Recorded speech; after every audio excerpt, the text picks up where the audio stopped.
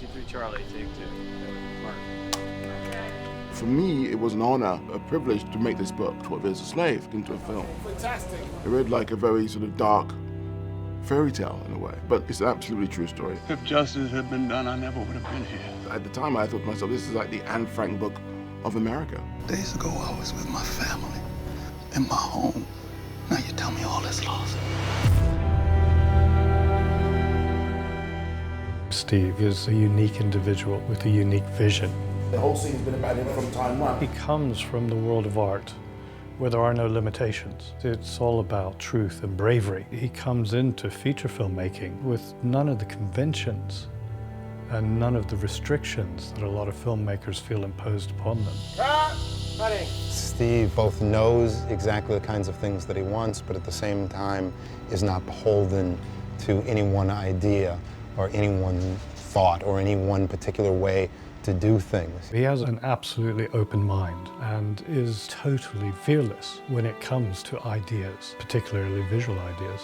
Steve had a very clear vision about how certain things were supposed to be, and there were certain emotional elements that he knew he wanted. I wanted to tell a story about slavery.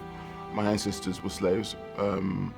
They're from the Caribbean, and I wanted to find an interesting angle into the narrative. I like the idea of it starting with someone who is a free man, dragged into slavery via kidnapping. My name is Solomon Northup.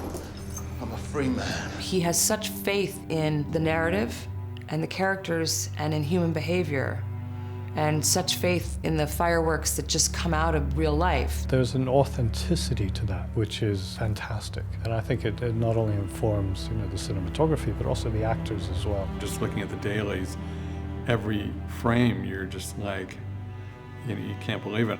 The shots that Steve puts together with Sean, it really is like a painting. Steve McQueen is such an incredible artist. He manages to tell these really hard stories. He's very open as a director, and he lets you run with it. He gives you the room to figure it out on your own and then steers you if you need it. Steve's just very good with human beings, I think, and understands human behavior and has a curiosity in it for sure, and approaches it in a non-judgmental way. And he's passionate about what he's doing. He's just a very inspirational person to be around. What you enjoy in an audience, you enjoy as an actor as well, because there's a real purity of purpose between the performance space and the camera. It really brings you into the moment, and that's what Steve's trying to capture. And often he allows things to breathe. It doesn't mean to say that it's ever slow, because it's not. There's a tension which is very, very carefully managed, and there are many examples where a shot is held long, and I believe it just gives the audience time to really feel things. I think shooting it that way, pointing out the complicity of the people around the situation, he charges you with complicity as well. Bear witness, for real. He doesn't want you to forget him. Working with somebody that I admire so hugely was a treat. The whole thing has just felt like a kind of projected fantasy, like I dreamed that I worked with Steve and made this film. It was a really great experience.